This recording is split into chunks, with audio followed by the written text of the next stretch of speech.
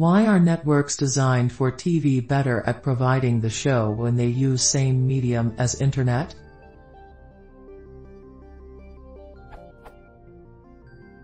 Why is it faster to watch television shows the normal way through something like cable or satellite, compared to watching them over the internet?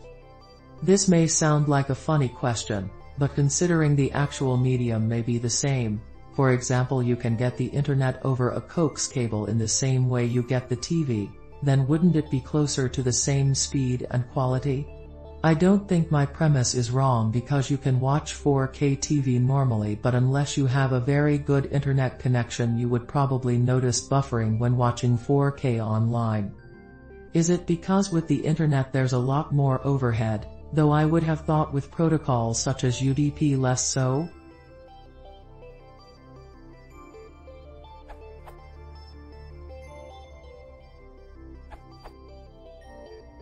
At its core, your assumption over a coax cable in the same way is false.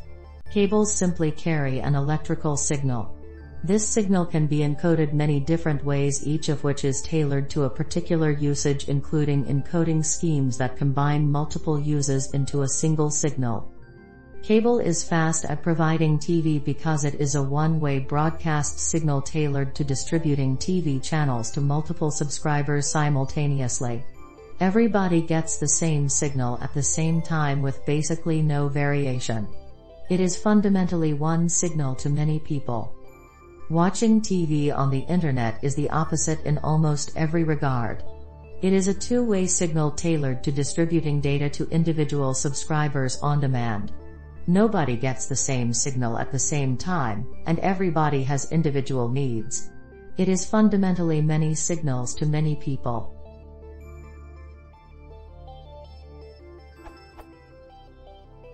Modern cable has changed this by adopting newer bidirectional digital infrastructure influenced by data networks to allow for cable internet.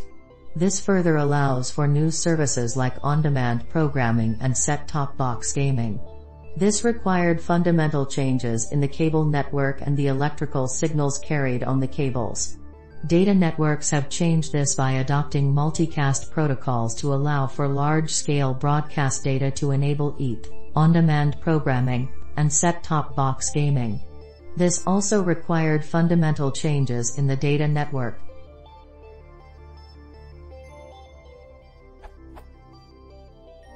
The convergence will continue until cable/EAT and internet networks are indistinguishable. One day your internet service provider will offer to hook you up with the 10,000 channel YouTube broadcast, and movie studios will broadcast EAT multicast to the world directly. There still will not be anything to watch on broadcast, and there will still be buffering on your personal programming because your favorite cat videos will never be popular enough to make it onto the broadcast schedule.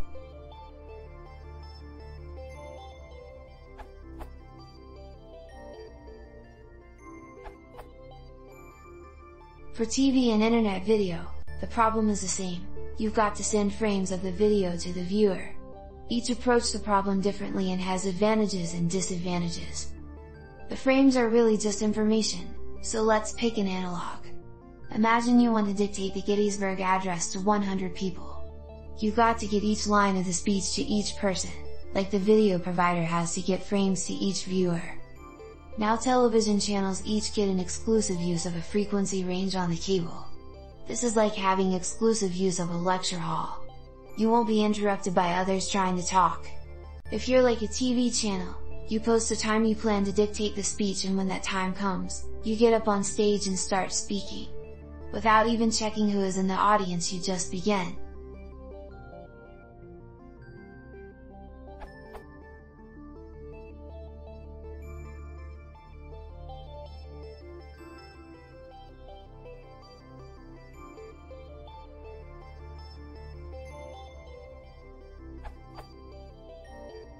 You dictate the whole speech without pausing. You spoke each line only once. That wasn't so hard on you. And anyone who was in the hall and listening heard the whole thing with no delays or interruptions.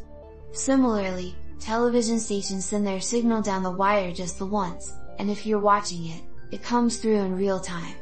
But also similarly, if you're not at your TV when the show is on, or you have to leave in the middle to go to the bathroom, you miss some of it. But what if you want to let people hear the play on their own schedule, and you want to make sure everyone hears the entire thing? You invite everyone to visit you in the park whenever they like, and you'll dictate the lines to them individually. This is like making your video available over the internet.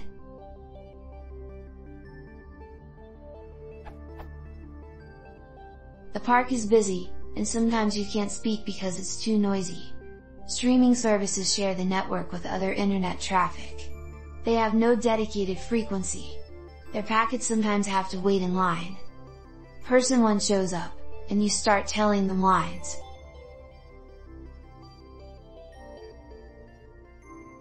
That wasn't so bad.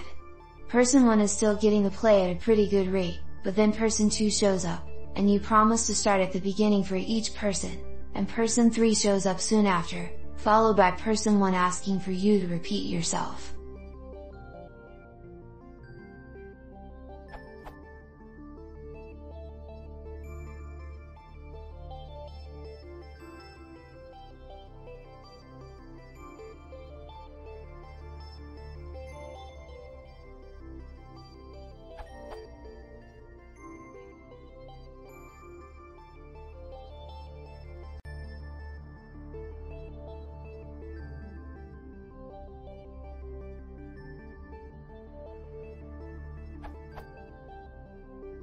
And on like that, until you said each line of the speech to each person.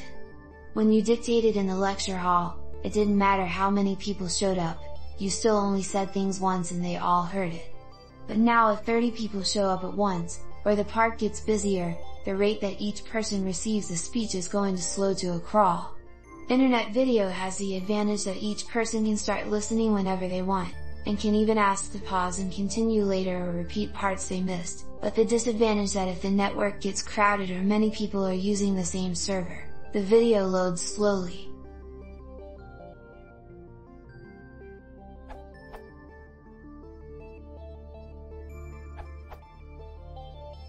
The actual medium is not the same. TV distributed via dedicated coax works very differently and has a very different infrastructure compared to, say, watching YouTube or Netflix, or anything else over the public internet. Even if the coax is used to implement IP protocols, and TV content distributed on top of that, you still have total bandwidth control, and can use a dedicated multicast infrastructure, which doesn't work very well over the public internet. So the answer to your question is, you are comparing apples and oranges. Your premise that they are similar is wrong.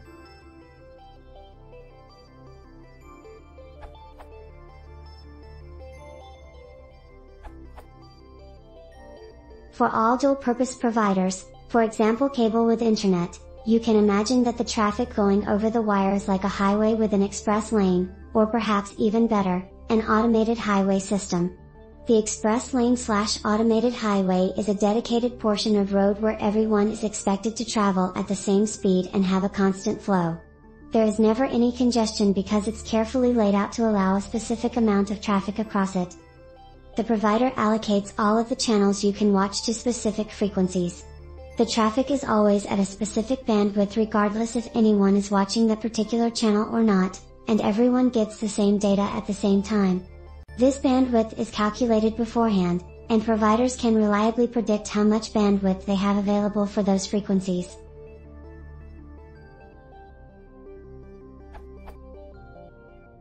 The internet, on the other hand, is like a normal highway.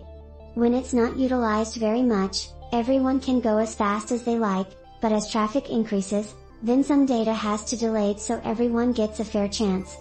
This means that when the internet bandwidth is nearly saturated, people will start to notice skipping, buffering, distorted audio and video, and so on. Therefore, the primary reason why cable, satellite, and over-the-air programming is in real time is because it uses dedicated, pre-allocated bandwidth, which is carefully calculated and measured out to minimize interference, while the internet is always competing to try and provide a balanced amount of bandwidth for everyone that wants to use it.